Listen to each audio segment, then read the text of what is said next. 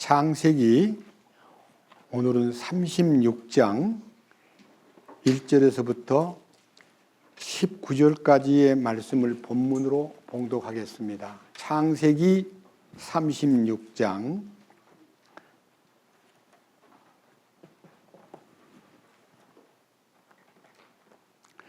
1절입니다. 이제 에서 곧 에돔의 세대들은 이러하니라. 에서가 가나안의 딸들 중에서 헷 족속 엘론의 딸 아다와 또 히위 족속 시본의 딸이요 아나의 딸인 아홀리바마를 자기 아내로 취하고 또 이스마엘의 딸이요 느바요의 누이인 바스맛을 취하였는데, 아다는 에서에게서 엘리바스를 낳고 바스맛은 루엘을 낳았으며 아홀리바마는 여호수와 알람과 고라를 낳았더라. 이들은 에서의 아들들이요 가나안 땅에서 그에게 태어난 자들이더라. 에서가 자기 아내들과 아들 딸들과 자기 집의 모든 사람과 자기 가축과 모든 짐승과 가나안 땅에서 얻은 모든 재물을 이끌고 자기 동생 야곱의 얼굴로부터 떨어진 지역으로 갔으니 그들의 재물이 너무 많아서 그들이 함께 거할 수 없었더라.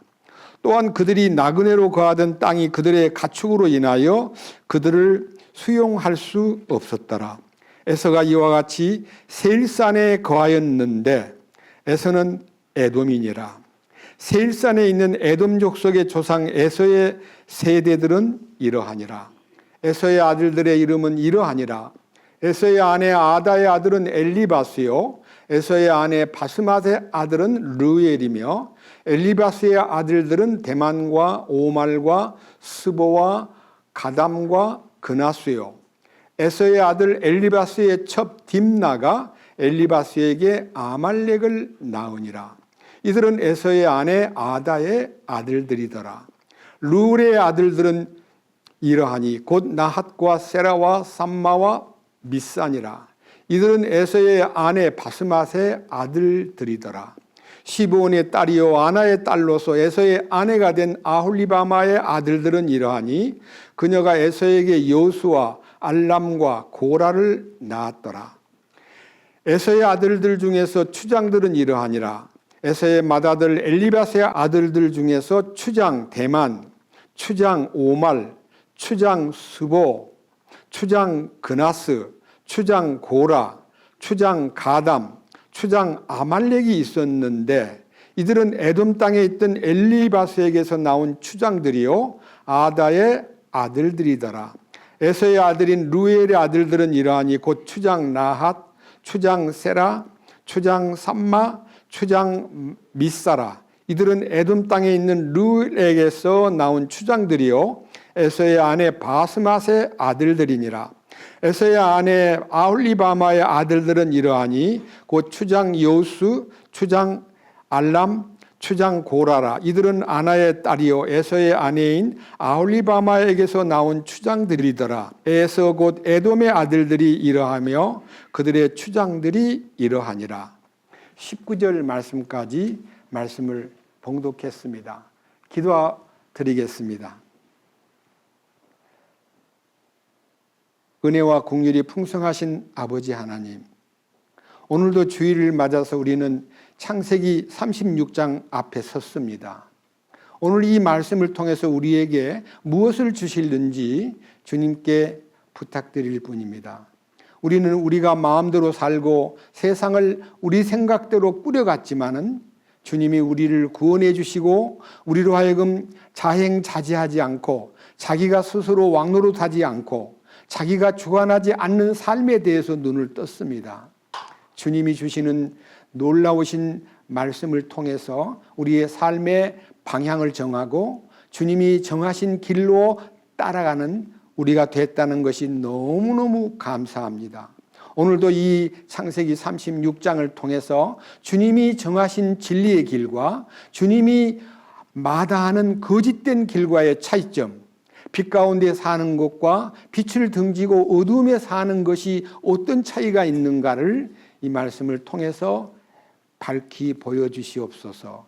이 말씀을 선포할 때 저 홀로 맡기시지 마시고 주님께서 친히 주장하셔서 말씀을 열어주시고, 그리고 말씀을 듣는 사랑하는 형제 자매들에게 듣는 귀와 깨닫는 마음을 주셔서 이 말씀을 공유하고 주님이 원하시는 진리편에 선 사람들, 그리고 거짓된 삶에서 벗어나가지고 주님이 기뻐하는 길, 거룩한 길, 의의 길로 나아갈 수 있도록 이끄시옵소서. 우리 주 예수 그리스도의 이름으로 기도드렸습니다. 아멘.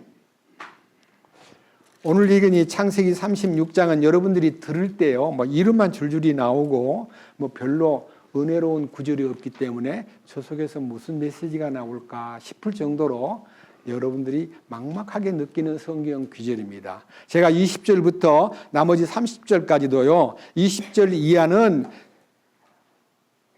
에서가 동생 살고 있는 가나안 땅에서 같이 살다가 동생이 20년 만에 돌아오니까요, 야, 너무 좁아서 안 되겠다, 나 이사 갈게 하고 남쪽으로 내려갔는데 그 지역이 세일산 지역이라고 되어 있습니다. 그래서 그 세일산 지역에 호리 족속이 살고 있는데 그 아들들과 그 족속들의 여러 상태를 30절까지 쭉 써놨고, 31절부터 43절까지는 에돔 땅에 이사간 다음에 그들이 어떻게 왕국을 이루고 살아가는가에 대한 얘기가 나오는데, 오늘 본문을 1절부터 19절까지만 읽었습니다. 우선요, 이 성경 본문을 통해서 여러분들에게 꼭 집중해야 될 부분이 있기 때문에 이 부분을 말씀드리기 전에 지난 주일날 못다한 말씀 35장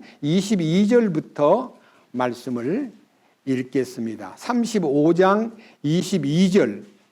이 말씀은요, 이스라엘의 12아들, 첫째 아들 르우벤, 둘째 아들 그 뒤를 이어서 시므온, 레위, 유다, 이사갈, 스불론, 그리고 라헬이 낳은 아들 요셉과 베냐민, 라헬의 여종이 낳은 빌하의 아들들 단과 납달리, 레아의 여종 실바가 낳은 갓과 아셀, 이게 12아들들에 대한 명단이 나오고, 그 다음 뒤를 넘겨보면요, 27절부터 마지막 절까지 그 가정의 주인이 되셨던 이삭이 180년을 살다가 별세를 했다는 죽음에 대한 얘기가 있고, 그가 야곱과 에서에 의해서 장례식을 치르고, 그 다음 36장에 에서의 아들들과 그 가족들에 대한 얘기가 명단이 쭉 나오는데 무엇을 의미하느냐?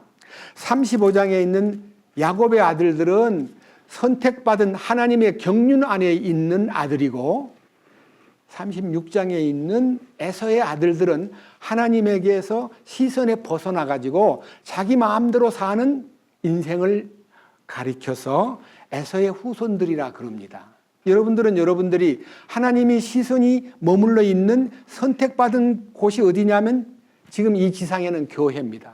그리고 그 교회의 일원이 돼가지고 예수 그리스도를 머리 삼고 그분에게 순종하고 그분이 인도하는 대로 따르는 사람은 선택받은 사람들이고, 하나님 아버지를 거절하고 무시하고 자기 마음대로 세상을 살아가는 사람은 에서의 자손들처럼 세상으로 그냥 기울어져서 그냥 먹고 살고 세월을 보내면서 사는 겁니다. 그럼 결과가 무엇이냐? 하나님의 선택을 받은 사람은 하나님이 약속하신 영원한 곳으로 이 세상을 떠나서 옮겨지고, 하나님을 모르고 제 마음대로 살던 사람은 세상에서 제 마음대로 산 것만큼의 그가 행한 행동에 따라서 형벌을 받는데 그 형벌이 지옥의 형벌을 받는다는 것입니다. 많은 사람들은 지옥 얘기를 꺼내면 지옥 가봤어? 지옥이 어디에 있어?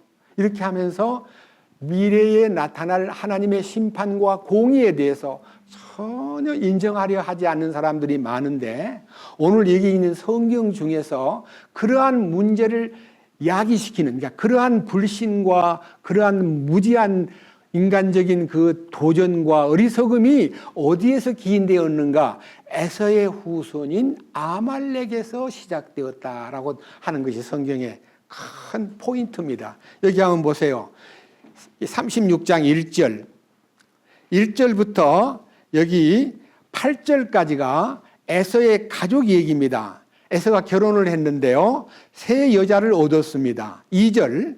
에서는 가나안 딸들 중에서 헷 족속 엘론의 딸 아다와 또 히위 족속 중 시브온의 딸이요 아나의 딸인 아홀리바마를 자기 아내로 취하고 이스마엘의 딸이요 느바요의 누이인 바스맛을 아내로 얻었다니까 아내를 셋이나 얻어가지고 그것도 자기의 가까운 이웃과 믿음을 가진 분들과의 관계는 전혀 맺지 않고 헷 족속과 히위 족속과 이스마엘의 딸하고 결혼을 했다고 하는 이 결혼이 결혼 이후에 4절부터 제가 읽었던 14절까지 내용에서는 아다는 누구를 낳고 엘리바스를 낳고 바스맛을 낳고 아올리바마는 여수와 알람을 낳고 그 다음에 쭉 가가지고 여기에서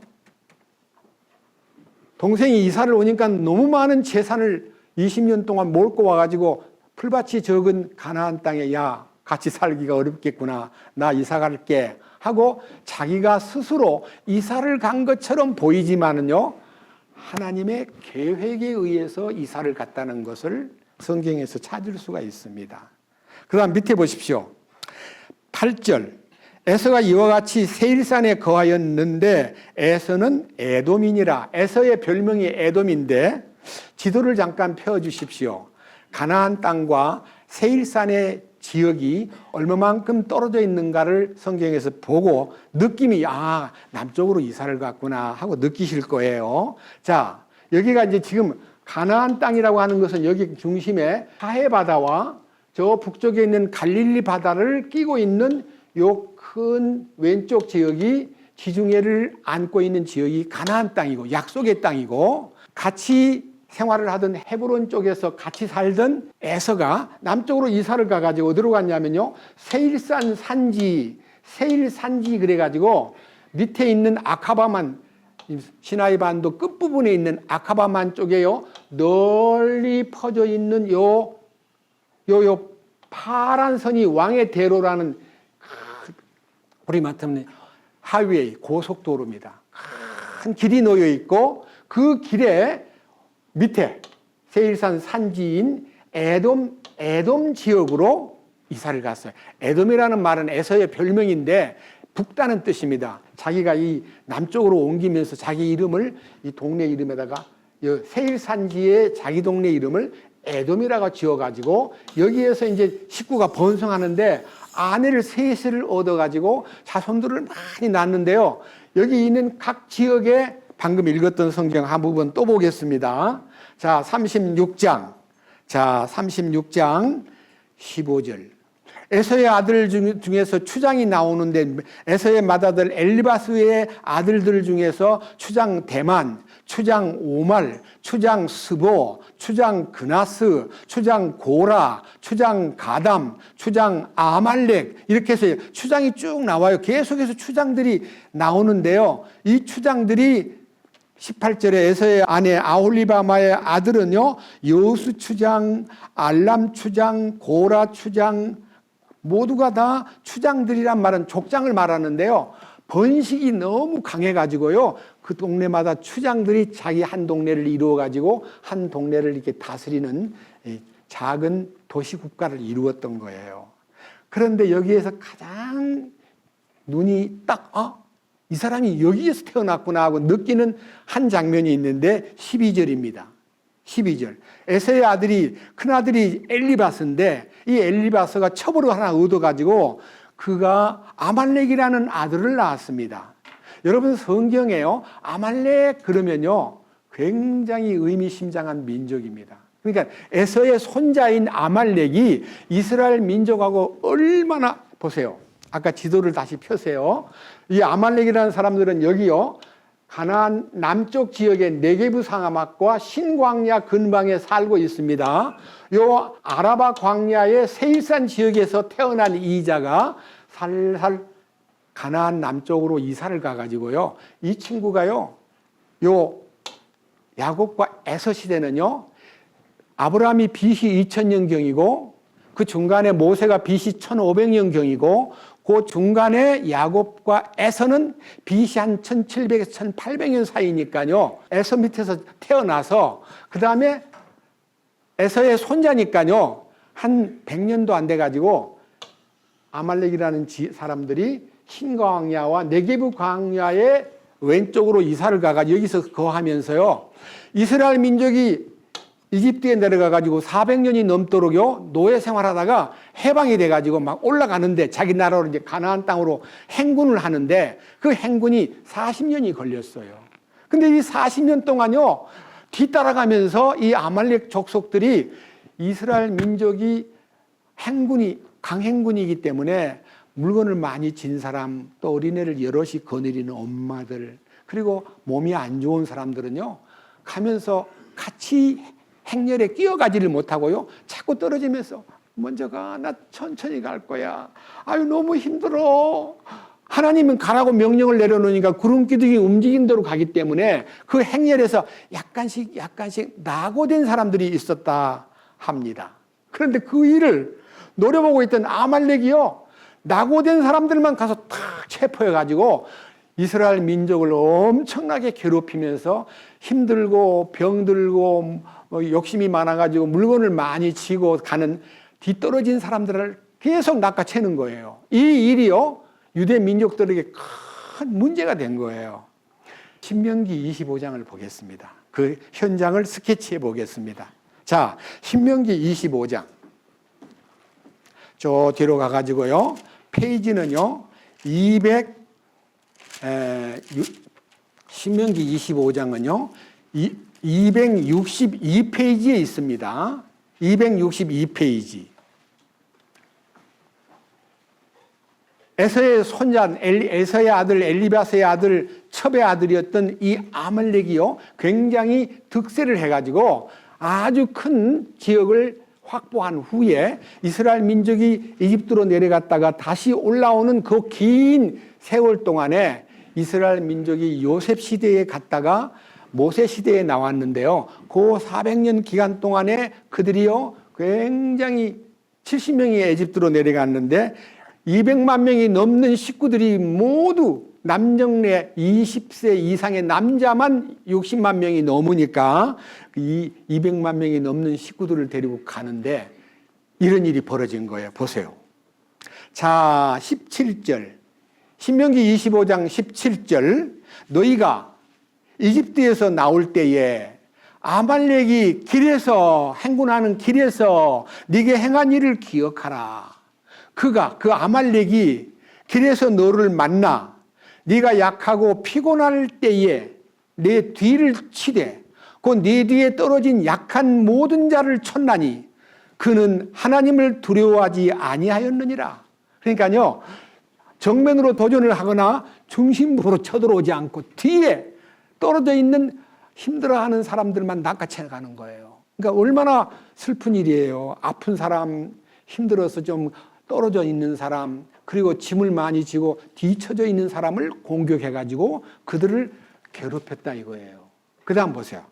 19절. 그러므로 주 내 하나님께서 내게 주어 상속 재산으로 소유하게 하시는 땅에서 내 하나님께서 네게 안식을 주시고 사방에 있는 내 모든 원수로부터 벗어나게 하실 때에 너는 아말렉에 대한 기억을 하늘 아래에서 지워버릴지니라. 너는 그것을 잊지 말지니라. 그러니까요, 약속의 땅 가나안에 들어가가지고 너희가 평안하게 살거들랑 그때 너희들을 공격하고 뒤에서 괴롭혔던 그 아말렉을 잊지 말아라.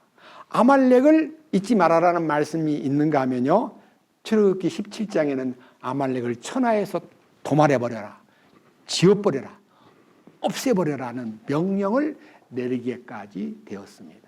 자, 이 부분에 대해서 오늘 이 에서의 가정이 하나님을 따르고 하나님의 뜻을 이루기 위해서 선택받은 선민 이스라엘을 이런 식으로 공격했다고 하는 이 아말렉에 대한 얘기가 오늘 주제가 되겠습니다. 그래서 제가 부제목으로 아말렉을 제거하라.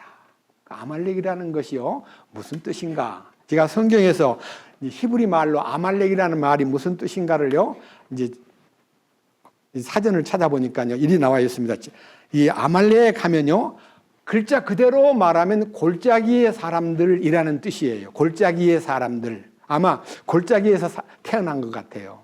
보통 사람이 태어날 때 이름을 지을 때요, 그 지형과 특징과 여러 가지 이 사실이, 여러분, 에서의 이름이 뭔지요? 에서는 털보라는 뜻이에요. 태어날 때부터 털이 막 부숭부숭 나 있는 거예요. 그러니까 이게 털보예요. 그 다음에 야곱이는 발꿈치를 잡고 나왔어요. 그러니까 이 발꿈치를 잡은 자라는 이름을 지었어요. 그리고 베냐민은 태어날 때 어머니가 라헬이 애를 낳으면서 해산하면서 눈을 감았어요. 돌아가셨어요. 그러면서 여보, 애 이름을 베논이라고 지어주세요. 베논이 슬픔의 아들. 자기는 그 아들을 낳으면서 죽었기 때문에 그 아들이 슬픔의 아들이에요. 베논이라고 지어주세요 하니까요, 야곱이 그 얘기를 듣고 어떻게 이 아들 이름을 베논이라고 붙여? 안 돼. 이름 그거 지어. 베냐민이야. 베냐민이란 말은 오른손의 아들. 오른손이라는 말은요, 능력이 있다, 힘이 있다, 잘한다 하는 이 긍정적인, 여러분 성경에도 은혜 받은 사람은 오른편에 세우고 은혜를 거절한 사람은 왼편에 세우고 축복받은 사람은 오른편에 세우고 왼편에는 염소같이 이제 왼편에 세웠다는 얘기가 성경에도 다 나와 있잖아요. 오른편 하면요, 능력의 편. 그 하나님이, 예수님이 보좌 우편에 앉아 계신다는 것은 그 우편은 능력을 말해요. 그러니까 오른손의 아들이란 말은 능력의 아들, 힘이 있는 아들, 인정받는 아들이란 뜻이에요. 그래서 베냐민이라는 이름을 지어가지고요, 살아왔고, 지금도 야곱이라는 아들이 그 막내 아들 베냐민을 낳을 때가 BC 한 1800년, 900년 사이인데요. 그 아들 이름이 지금까지 사람들에게 3000년이 넘도록요, 뭐라 그래요? 오른손의 아들. 이렇게 불러야 힘있게 보이지. 슬픔의 아들. 그 아버지 어머니, 나 어떻게 이렇게 이름이, 엄마도 나 낳을 때 돌아가셨다던데 무슨 이름이 슬픔의 아들이라고. 이름이 슬픔의 아들. 베논이 부르면 슬픔의 아들, 슬픔의 아들이라고 부르는 거예요. 얼마나 이름이 남 듣기에도 힘들고 자기도 괴로웠겠습니까? 근데 그 이름을 야곱이 아니야, 슬픔의 아들이 아니야, 하나님이 주신 오른손의 아들이야 라고 이름을 붙인 것을 보면요, 야곱의 믿음을 볼 수가 있고, 라헬은 믿음이 없이 아버지 집에서 도망 나올 때요, 드라빔 우상을 훔치고 나올 정도로요, 미신적인 여자라는 것을 느낌이, 얼굴은 이쁘고 잘생겼는데 마음의 믿음이 부족한 여자였구나 하는 걸 느낄 수가 있어요. 성경을 이렇게 추리해 보면요, 다 이제 조금씩 보이는 거예요.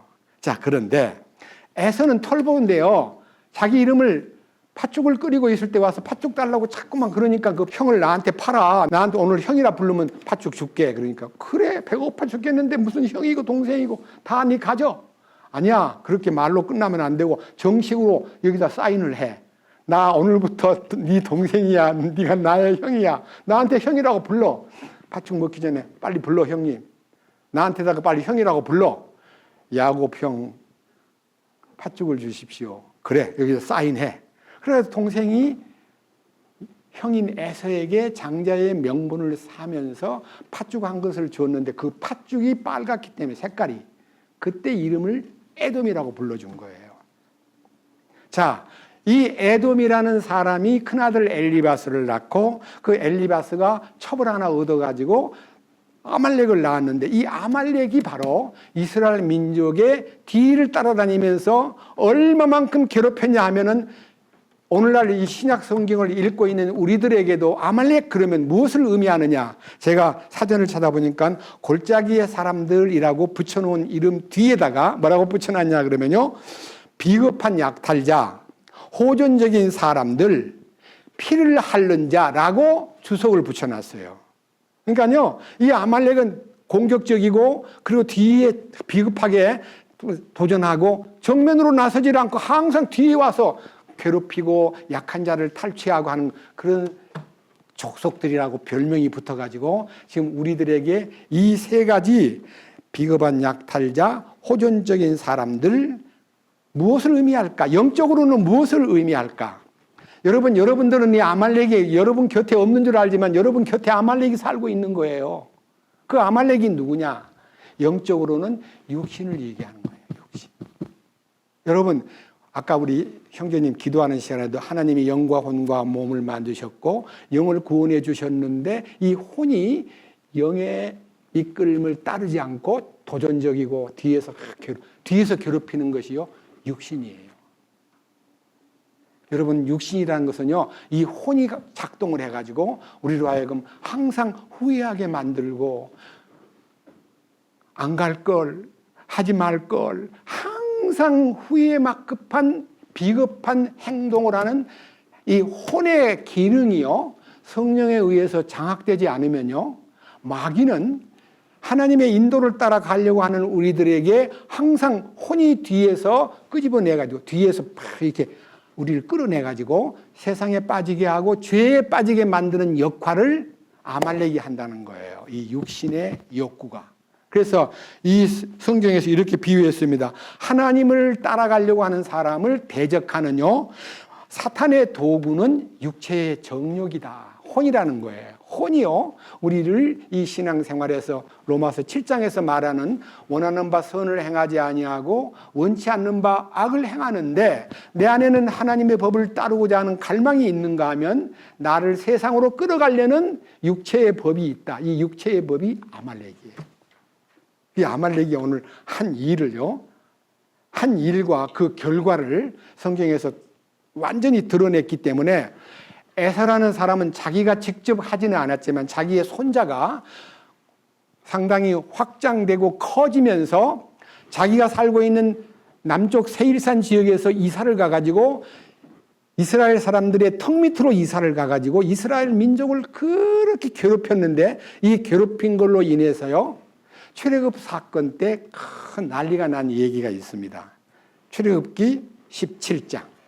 자, 8절부터 16절까지를 보면 아말렉이 이스라엘 민족들을 어떻게 했는가 하는 내용이 나옵니다. 자, 출애굽기 17장 8절. 그때에, 이 그때란 말은요, 이스라엘 민족이 에집트에서 나와가지고 중간에 홍해를 걷는 다음에 목이 말라가지고 막 물이 없어서 막 힘들어할 때요, 하나님이, 여러분 우리 교회 앞에 저 제일 뒤에도 있고 교회 안에 그 반석을 때려가지고 물 나오게 된 호렙산 반석이 있어요. 그 반석에 물을 얻어먹고 난 다음에 그들이 이제 행군을 하는데 물을 먹고 행군할 때에 그 당시 그 물 먹은 장소의 이름이 이스라엘 민족에게는 기억에 남는 은총의 곳인데요. 17장 6절부터 읽겠습니다. 보라, 내가 거기서 호렙에 있는 반석 위에서 내 앞에 서리니 너는 그 반석을 치라. 그 반석에서 물이 나오리니 백성이 마시리라 하심에 모세가 이스라엘 장로들 앞에서 그대로 행하니라. 그가 그곳의 이름을 마사와 무리바라 하였으니 그 까닭은 이스라엘 자손의 다툼 때문이요, 또한 그들이 주를 시험하여 이르기를 주께서 우리의 가운데 계신가 아니 계신가 하였기 때문이더라. 하나님이 목마른 그들에게 물을 주셨는데도 불구하고 그들은 그 물을 먹으면서도 진짜 하나님이 우리와 같이 계셔? 우리를 인도하신다는 말이 맞아? 하고 의심하는 사람과 하나님께 대해서 마음을 쏟지 않고, 그래서 그 이름을 마사 혹은 무리바, 다툼이라는 뜻입니다. 다툼의 우물가에 있을 때에 이제 마음이 하나님께 대해서 감사로 넘치고 우리 목마른 이들에게 물을 주신 하나님 감사합니다 하면 그걸로 충분한데요, 하나님이 진짜 우리 가운데 계셔? 하나님이 우리를 돌보시는 건 맞아? 이렇게 의심을 하니까요, 아말렉이 탁 쳐들어오는 거예요. 보세요, 17장 8절. 그때에, 그렇게 의심하고 있을 때에 아말렉이 와서 르비딤에서 이스라엘과 싸우니라. 모세가 여호수아에게 이르되 우리에게서 사람을 택하고 나가서 아말렉과 싸우라. 내일 내가 하나님의 막대기를 내 손에 잡고 산 꼭대기에 서리라 하며, 이 막대기는요, 반석을 친 막대기예요. 그 막대기를 들고 하나님께 손을 들고 기도합니다. 모세가 기도하고요, 그 다음에 10절. 여호수아가 모세가 자기에게 말한 대로 행하여 아말렉과 싸우더라.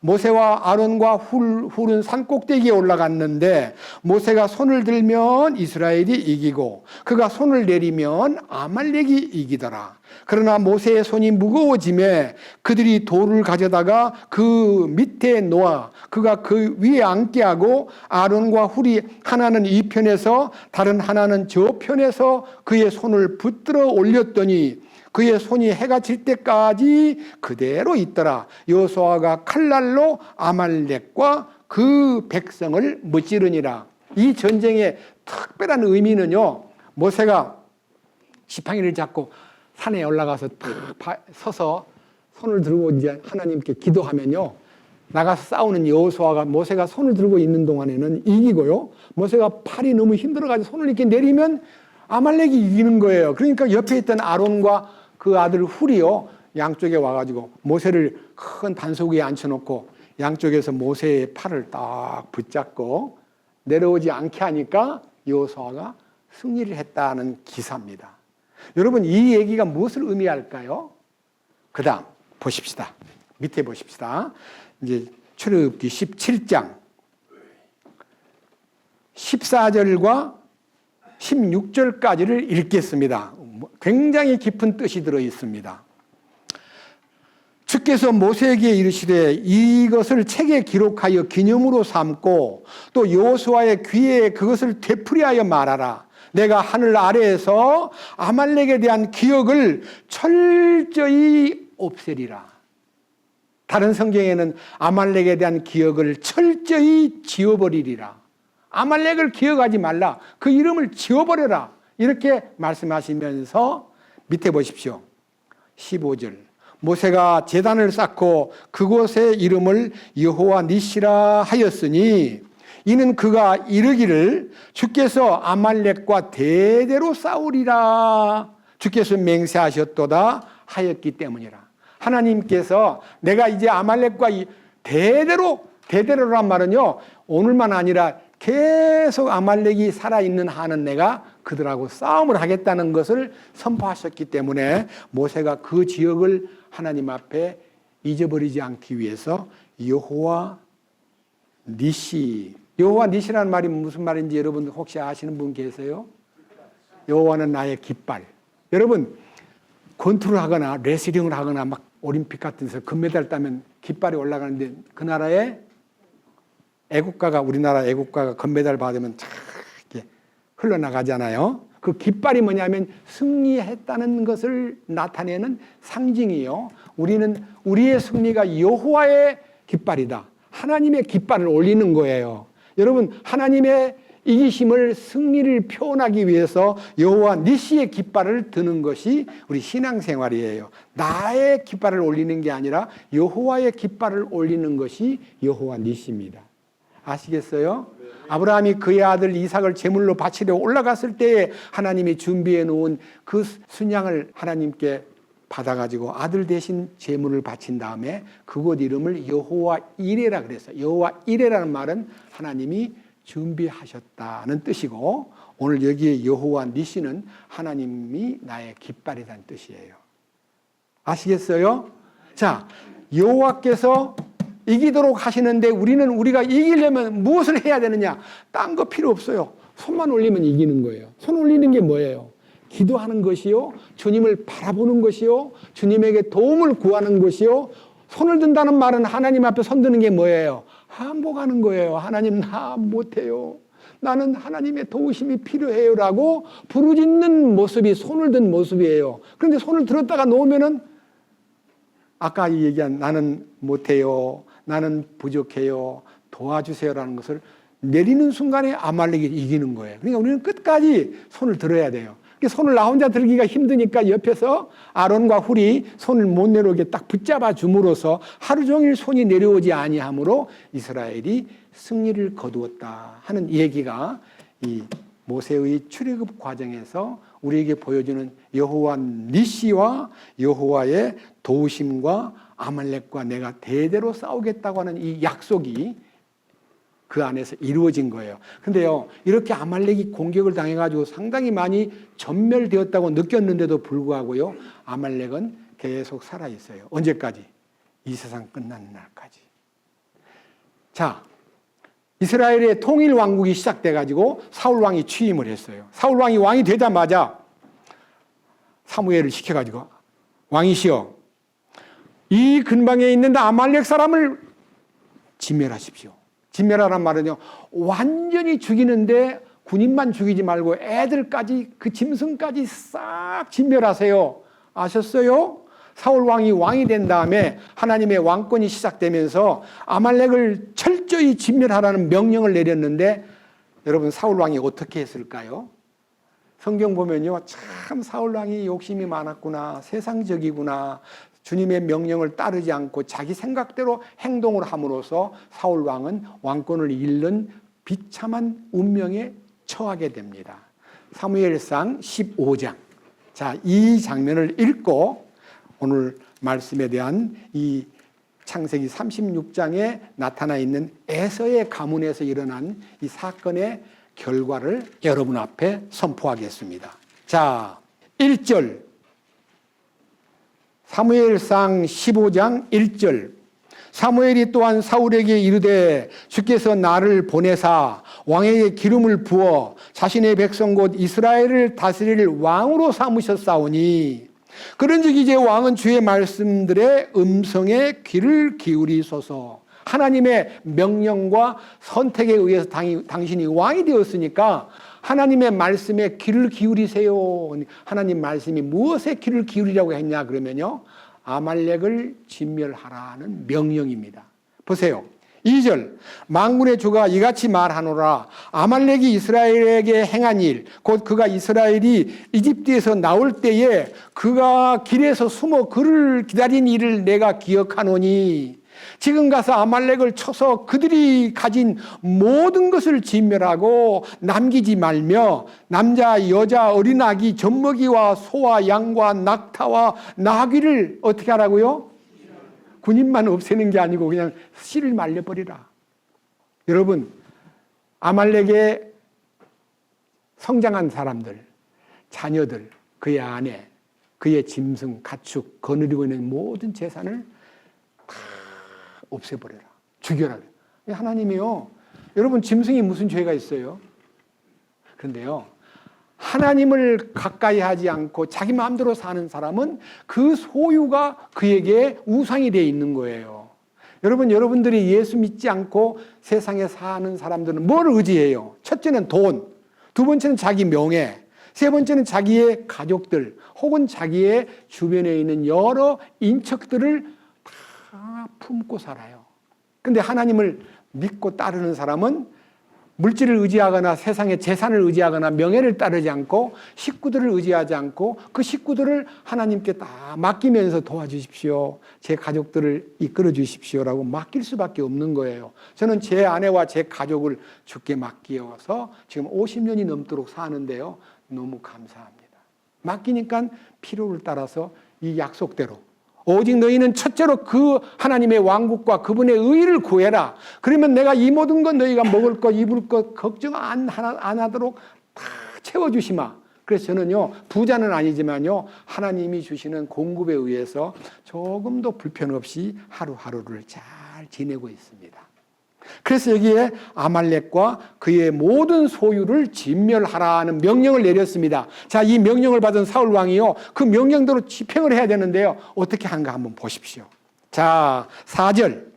사울이 백성을 함께 모으고 들라임에서 그들의 수를 세니 보병이 20만 명이요 유다 사람이 10,000명이더라. 21만 명을 거느리고 아말렉의 도시로 이르러, 5절에 사울이 아말렉의 도시에 이르러 꼴짜기에서 숨어 기다리니라. 그러니까 하나님이 명령을 내릴 때까지요, 아말렉을 딱 노려보고 있다가요, 공격하는 명령이 딱 떨어지니까요, 하나님의 군사 21만 명이 쫓아 올라가서 아말렉을 때려 부시는데요, 승승장구를 하는 거예요.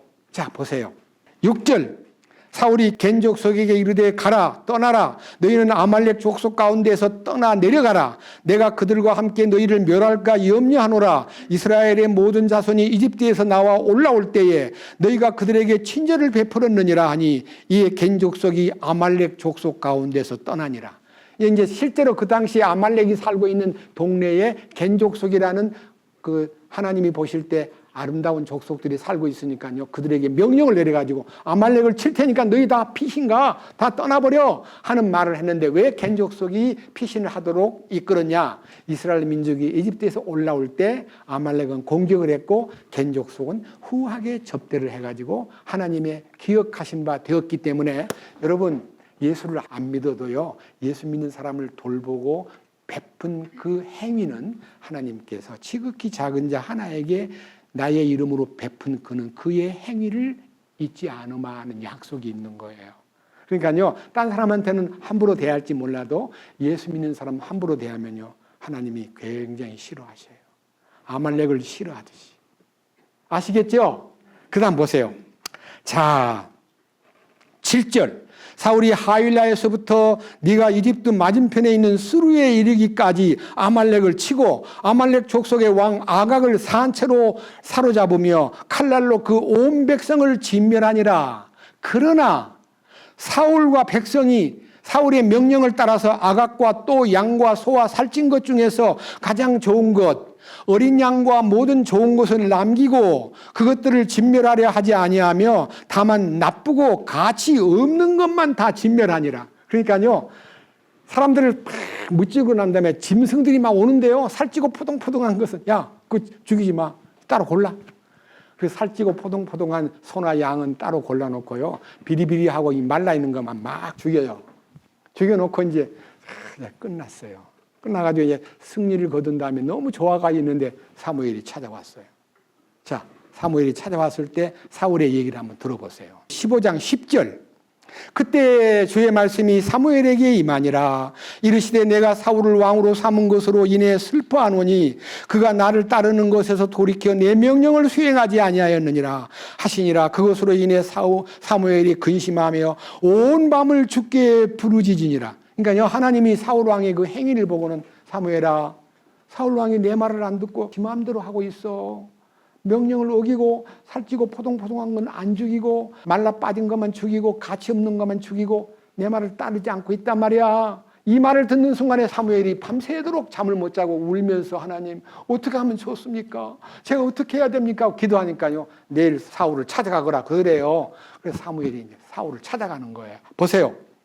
자, 12절. 밤새도록 부르짖다가 사무엘이 사울을 만나려고 아침 일찍 일어났더니 어떤 이가 사무엘에게 고하여 이르되 사울이 갈멜에 이르렀는데 보소서 그가 자기를 위하여 처소를 세우고 가서 진행길에 길갈에 내려갔나이다 하니라.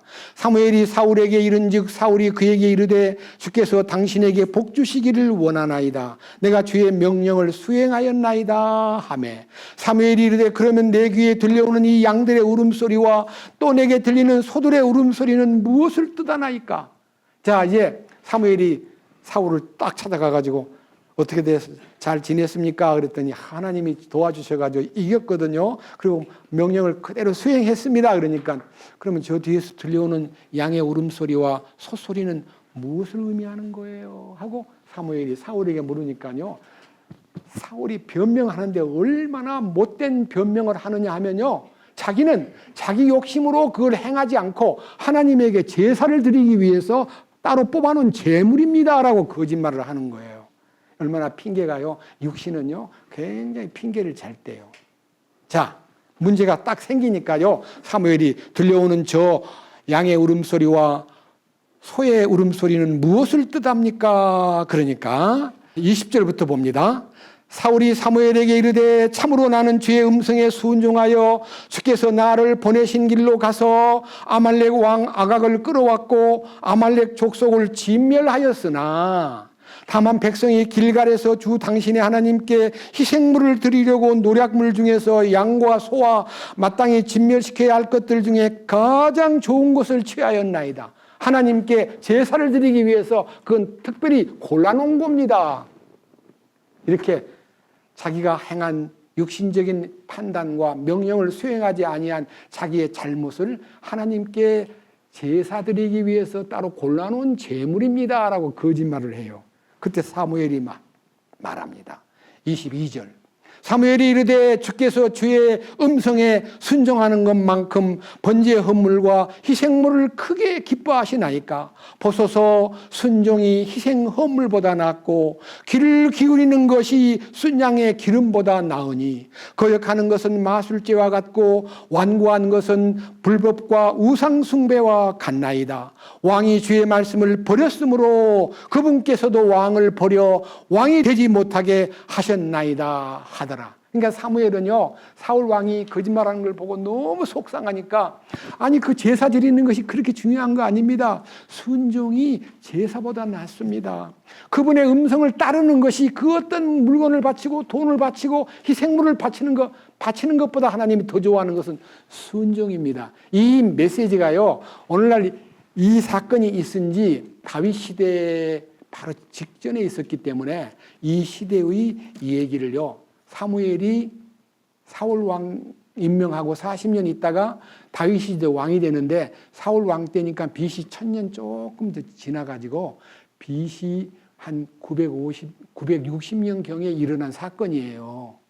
근데 그 얘기가 오늘날 세월로 말하면 3000년이 다 돼가는데도 우리에게, 여러분 순종이 제사보다 낫습니다.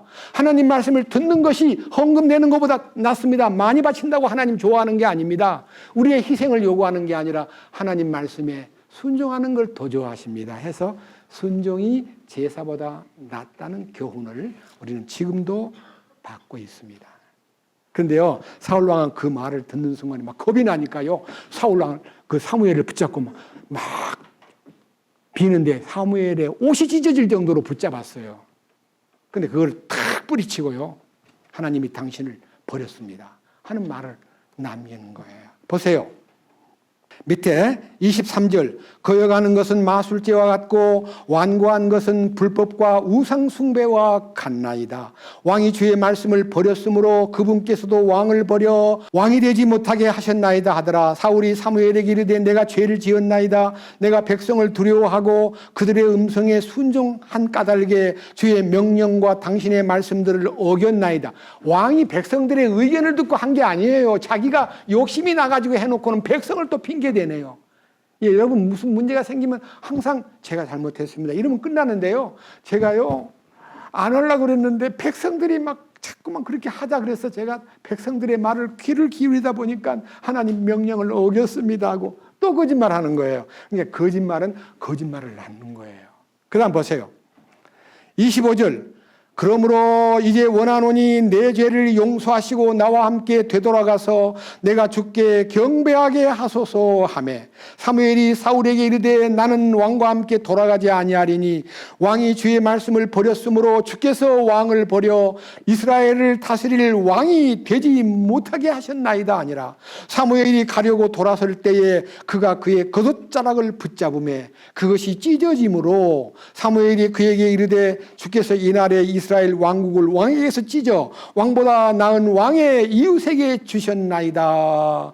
또한 이스라엘의 힘이신 이는 거짓말을 하거나 뜻을 돌이키지 아니하시리니 그분은 사람이 아니므로 뜻을 돌이키지 아니하시나이다.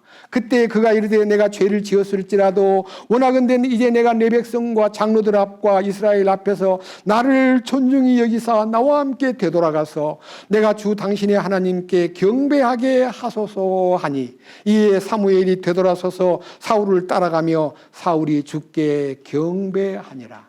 마지막 얘기는 사울의 자존심입니다. 제발 나를 좀 데리고 가세요. 하나님께 경배드리고 내가 회개할게요. 이게 말뿐이에요. 사울이 사무엘을 붙잡는 바람에 옷이 찢어지니까요, 하나님이 나라를 찢어가지고 당신 뜻을 거역한 당신은 버리고 하나님 마음에 드는 사람을 세울 겁니다라고 하는 그 말을 듣고도 그 말을 정신을 못 차리고 다윗을 죽이려고 많은 노력을 한 흔적을 보면 사울은 진정으로 회개한 사람이 아니라는 것을 느끼게 됩니다. 여러분 무엇을 의미합니까? 사울은 누구예요? 우리 육신이에요. 하나님이 우리한테 지금 순종하고 충성하면 천년왕국의 왕권을 맡긴다고 우리를 왕으로 삼으려고 계획만 세웠어요? 결정을 내렸어요? 성경에 보십시오. 하나님이 왕권을 결정하셨어요. 자, 요한계시록 5장 다시 한번 복습하겠습니다. 요한계시록 5장 제일 끄트머리에 요한계시록 5장 9절부터 10절까지 보면 주님이 우리를 이렇게 구원하셔가지고 하나님께 드리실 뿐만 아니라 우리에게 제사장권과 왕권을 주셨구나. 그걸 아셔야 돼요. 아직 왕은 안 됐지만요. 임명을 끝내신 거예요. 9절. 그들이 새 노래를 불러 이르되 주께서 그 책을 취하시고 그 책의 봉인들을 열기에 합당하시니이다. 주께서 죽임을 당하시고 십자가에 죽으시고 주의 피로 모든 족속과 언어와 백성과 민족 가운데서 우리를 구속하사 하나님께 드리셨으며 또 우리 하나님을 위해 우리를 무엇과 무엇으로 삼으셨으니 그럼 우리가 왕이 되었고 제사장이 된 거 아니에요? 삼으실 거가 아니고 삼으셨으니까. 구원받으면 하나님의 왕권과 제사장권을 맡겨가지고 제사장권은 하나님 섬기는 직책이고 왕권은 땅에서 통치하는 통치권이에요. 여러분 통치권을 우리한테다가 위임했어요. 그 다음 보세요. 뭐라 그랬는가? 다시 봅니다. 10절 우리 하나님을 위하여 우리를 왕과 제사장으로 삼으셨으니 우리가 땅에서 뭐 하리이다? 여러분 통치권자가 됐다는 것이요. 결정 났기 때문에 이 신앙생활은 매일매일 주님이 통치훈련을 받는 훈련이에요. 통치훈련을 철저하게 받아야 좋은 왕으로서 통치권을 행사할 수 있는데 그 왕권을 행사할 기간은 1000년입니다. 천연왕국에서 계속 왕권을 행사할 거예요. 그 왕권을 행사하기에 합당한 능력 있는 왕이 되기 위해서 이 땅에 우리의 남은 생에는 왕권에 참여한 사람으로서 합당한 훈련을 받는다는 거 잊지 마시고 여러분의 신앙생활 한 시간 말씀을 듣는 한순간이 훈련을 받는 거예요.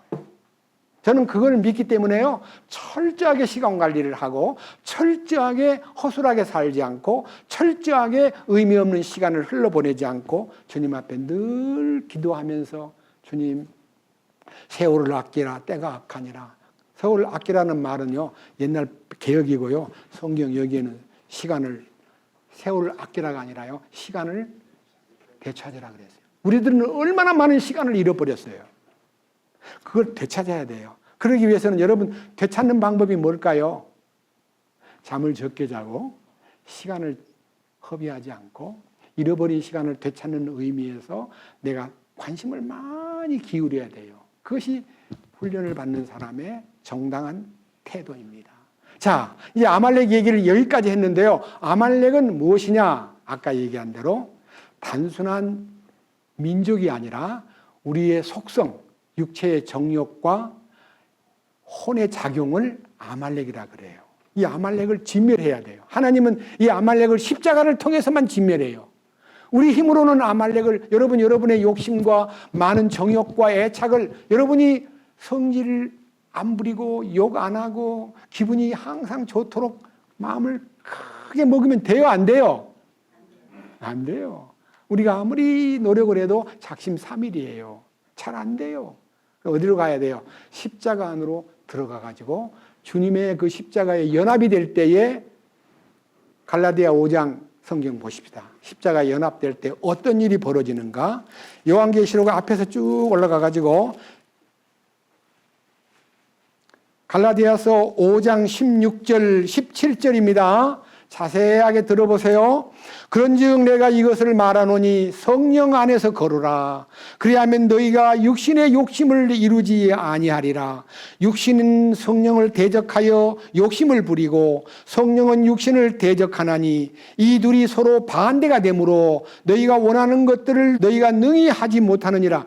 이 성령을 따라 살려고 하면 자꾸만 육신이 뒤에서 끌어당기고 육신을 따르는 생각 때문에 성령의 인도를 받는 것을 상당히 제한을 하는데 성령을 따르게 되면 육신의 욕심이 떨어진다는 거예요. 여러분 성령을 따르는 것이 뭐예요? 밑에 보십시오. 24절. 다 같이 읽겠습니다. 다 같이 한 목소리로. 그리스도께 속한 사람들은 애착들과 정욕들과 함께 육신을 십자가에 못 박으라 그랬습니까? 못 박았어요? 못 박으라예요. 그럼 이건 끝난 거예요? 안 끝난 거예요? 아, 내 애착과 욕심이 십자가에서 끝났구나. 우리가 어디가 있어야 돼요?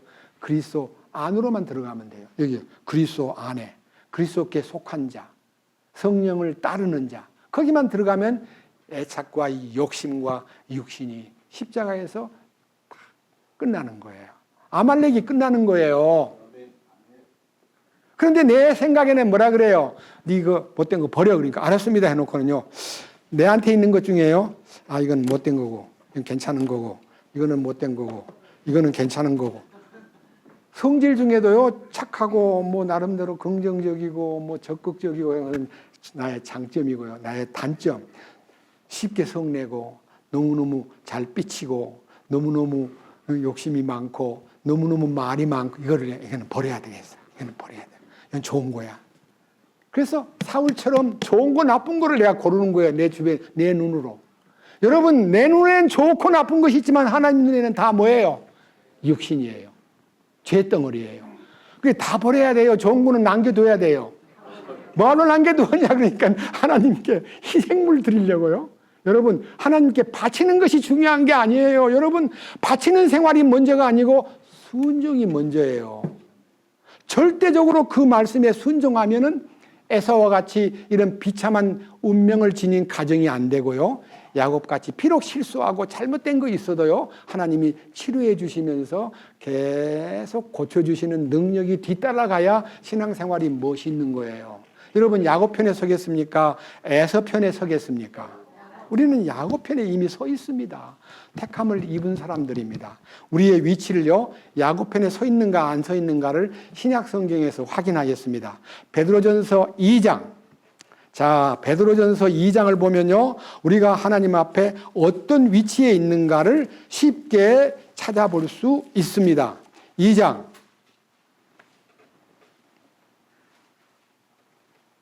4절. 참으로 사람들에게는 거부당하였으나 하나님께는 선정받은 돌, 곧 보배로운 산돌이신 그분에게 나와 너희들도 살아있는 돌들로서 영적 집으로 건축되고 예수 그리스도를 통해 하나님께서 받으실 만한 영적 희생물을 드리는 거룩한 제사장이 되었도다.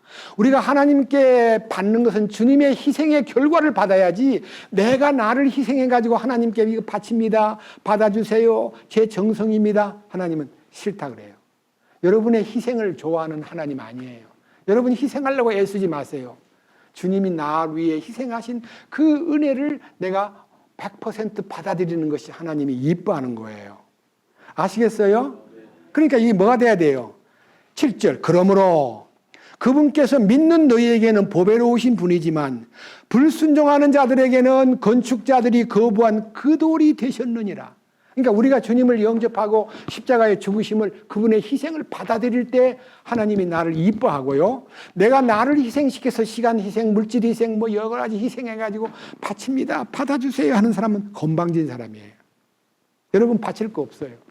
저는 우리 교회 안에서 바치는 거 강조하지 않습니다. 여러분 왜 헌금을 안 냅니까? 11조를 왜 안 냅니까? 라고 말한 적 한 번도 없습니다. 왜? 주님께 맡기고 왕국을 구하고 그분의 의를 구하면 그분이 필요를 채워주신다고 약속했기 때문에 우리를 쪼아가지고 돈을 끌고 내는 게 아니라요, 주님이 주시는 것으로 만족하는 거예요. 그 다음 너무너무 놀라운 얘기입니다. 8절.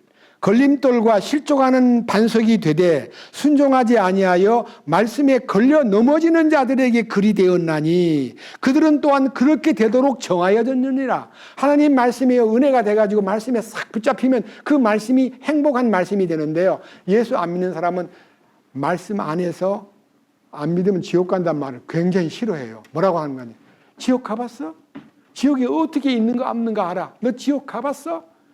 하나님 말씀에 지옥이 있다고 하셨는데 그걸 알려줘도요, 그 말을 안 믿고 너 가봤냐고 물어봐요. 여러분 지옥 가봐서 지옥 있는 걸 알아요? 여러분 불이 뜨거운 걸 어떻게 알아요? 손을 한번 뜨거운 데다 한번 넣어보세요. 얼마나 뜨거운가 맛을 좀 보려면. 지옥은 가봐야 알지. 절대로 이 세상에서 여러분 지옥이 있는가 없는가를 뜨거운 불에다 손을 한번 쑥 넣어가지고 아 지옥이 있구나, 그거 알아가지고 뭐 하려고 그래요? 손만 뒤지. 그거 안 알아봐도요, 뜨겁다는 것은 다 모든 것을 나타내고 있어요. 성경에는 하나님이 1.1획도 거짓말을 한 적이 없고, 내가 말한 것은 이 지구가 하늘과 땅이 사라지기 전에는 내 말이 하나도 사라지지 않고 다 이루어진다고 말씀하셨기 때문에 이 성경 말씀 가운데 한 부분도 거짓말이 있거나 꾸민 말이 있거나 가상적인 상상력을 동원해서 쓴 소설이 아니기 때문에 말씀 안에 다 있습니다. 그 대신 지금 읽어야 될 이 말씀을 여러분은 명심해야 됩니다. 9절, 2장 9절입니다. 그러나 너희는 선정된 세대요, 왕가의 제사장이요, 거룩한 민족이요. 여러분, 대한민국이 거룩한 민족입니까? 대한민국도요, 굉장히 세상 모든 나라에서 좀 특징 있는, 그가 쓰고 있는, 한국 사람이 쓰고 있는 글, 한글, 그들의 언어, 그들의 표현 능력, 그들의 기술 개발하는 능력, 그들의 IT 산업, 그들이 갖고 있는 재주, 끈기, 우리 민족이요, 지금 세계에서 부각이 돼가지고요, 지금 약 200개의 나라가 있는데, 세상에 나라가 있는데, 한국은요, 진짜 1950년대만 해도요, 유교사변 날 때만 해도 우리 100불도 못 벌던 불쌍한 민족이었어요. 지금은요, 어언간 4만 불 시대를 바라보는 세계 10대 강대국 중에서 여러 가지 면에서 5위까지 올라갈 정도로 한국이 세계 민족 가운데 특별한 민족으로 주목을 받고 있어요. 여러분, 그거 아셔야 돼요. 우리 사람, 어려운 사람도 많은데. 아니에요. 게으른 사람이 어렵지요. 진짜 부지런하게 열심히 살면요, 절대 옛날같이 굶어 죽는 사람은 없습니다. 여기에 선정된 세대요, 왕가의 제사장이요, 거룩한 민족이요, 특별한 백성이니. 제가 어저께요, 이스라엘에서 60년 이상 랍비 생활을 하던 4대의 랍비 후손 가운데 어떤 랍비가요, 한국에 대해서 전혀 몰랐는데 어떤 사람 하나를 만나가지고 한국에 대한 얘기를 하는데 한국 민족의 특징과 이 기독교의 역사가 일어난 흔적을 얘기했을 때요, 그가 기도 가운데 죽기 전에요, 환상을 보았는데 한국 민족이 이 마지막 시대에 큰 역할을 할 것이고 이스라엘 민족과 관계를 맺어가지고 세계를 빛나게 만드는 민족이 될 거다라고 하는 예언을 한 것을 제가 어제 방송에서 유튜브를 통해서 들었습니다. 여러분, 우리 민족이 보통 민족이 아닙니다. 근데 그 사람은 우리나라 애국가를 듣더니 눈물을 흘리면서 그가 우리 민족도 아닌데 흘리면서 세상에 하나님 얘기를 말하는 국가가 세상에는 없는데 한국은 하나님이 보호하사 우리나라 만세 하는 이 민족적인 가슴에 하나님을 지니고 사는 민족이라는 것을 보고 굉장히 감동을 먹었다는 거 아닙니까? 그 다음에 한글을 연구해 봤으면, 여러분, 한글이요, 표현 못할 말이 없고요, 히브리의 그 언어 하나하나를 그대로 말로 표현할 수 있는 소리음이 한글밖에 없대요. 그걸 발견한 어떤 한국의 김성범이라는 친구가요, 제가 아는 사람인데, 야, 이 성경은 세계 성경을 만들자 해가지고 한글 버전, 월드 버전이라 그래가지고요, 세계가 읽을 수 있는 성경을 만든 거예요. 세계 표준 성경, 월드 스탠다드 버전 그래가지고 만들어가지고요, 한글로 하나도 히브리 원전에서 그 음을 그대로 고유명사 인명과 지명을 그대로 받아 써가지고요, 우리는 예수님 이름을 예수 그러잖아요. 히브리 말로는 예슈아예요. 예슈아. 여러분, 제 이름이 서화남인데 제가 미국 가니까 서화남 안 그러고 뭐 이상한 이름을 바꿔가지고 멋있는 이름이라고, 제가 이제 서화남이라는 화자가 평화를 쓸 때 피스를 말하고 남자는 하나의 남자거든요. 그래서 저를 미국에서 화남이라는 이름을 미국말로 번역하니까 피스맨이에요. 에이, 피스맨! 그럼 제가 좋아해요, 안 좋아해요? 아, 오케이, I am 피스맨. 그러지 않아요. 나 서화남이야. 날 그렇게 불러줘. 근데 지금 온 세상이 거의 다 예수님을 예수라고 불러요. 근데 요즘에 이제 히브리어를 쓰는 사람들이 점점 히브리 성경이 나오면서, 야, 예수님 이름은 예수가 아니야, 예슈아야. 예수아라고 불러야 예수님을 제대로 부르는 것 같아 하고 지금 곳곳에서요, 여러분 예수라 안 그러고 예수아라고 부르는 사람이 자꾸만 늘어나고 있습니다. 여러분들도 마음에 예수아의 이름이 본래 이름이라는 걸 안다면 여러분이 이게 공식화되기 전까지는 예수님 부르는 건 문제가 없지만요, 예수아님, 개인으로 부를 때는 예수아님 그렇게 부르는 것이 다정하고 본래 이름을 되찾았다는 걸 잊지 마십시오. 저를 보고 아무리 피스맨하고 불러도 No, I am 화남서, 화남 그렇게 불러야 제 본명이에요. 그래서 미국에서는 뭐라고 그래요? 지저스가 뭐예요? 발음이 예수한데 지저스 말이 안 되잖아요. 그래서 본래의 이름을 되찾기 위해서 한글 성경이 나왔는데요, 세계에서 한글을 공부하는 사람이 자꾸 늘어나요. 프랑스도, 독일도, 일본도, 중국도, 심지어는 일본에는요 이런 사람까지 나타났어요. 야, 이거 일본에 가나 너무 힘들어. 한글이 멋져. 배우기도 쉬워. 얼마 어렵지도 않더만. 그래가지고 그걸 싹 없애버리고 한글로 돌아가자는 사람이 생기니까요, 일본 정부가 막 굉장히 긴장해가지고, 그럼 우리가 한글 때문에 한국에 속국되는 거 아니야? 이렇게 해가지고 한국에게 눌림을 받는 것이 지난 36년 동안 우리를 지배했던 그 생각 때문에 우리를 마치 머슴살이 하던 사람이 갑자기 출세한 걸로 생각해가지고 우리를 견제하고 문제를 삼고 있지만요, 벌써 GDP도 올라가고, 여러분 일본제 하면 작은 솥단지 하나도 일본서 사오라 그러고 일본 거 좋아하던 우리가요, 이제는 일본 거 노야. 내셔널이고 뭐 소니고 옛날 좋아하던 건 노야, 노. 이제는 한국 제품이 세계 시장에 굉장히 크게 번져가지고 우리 제품이 싸기도 하지만은요, 질이 좋은 거예요, 품질이. 그래서 세상 사람들이 한국 제에 대해서 메이드 인 코리아를 그렇게 좋아해요. 여러분, 우리 민족이 이렇게 잘 되고 있는 것은요, 우리가 똑똑해서 그런 게 아니라 하나님이 특별한 배려를 통해서 이 민족을 통해서 하나님이 역사하신 그 모든 것이 이 민족 속에 흐르고 있다는 거예요. 이 정신이.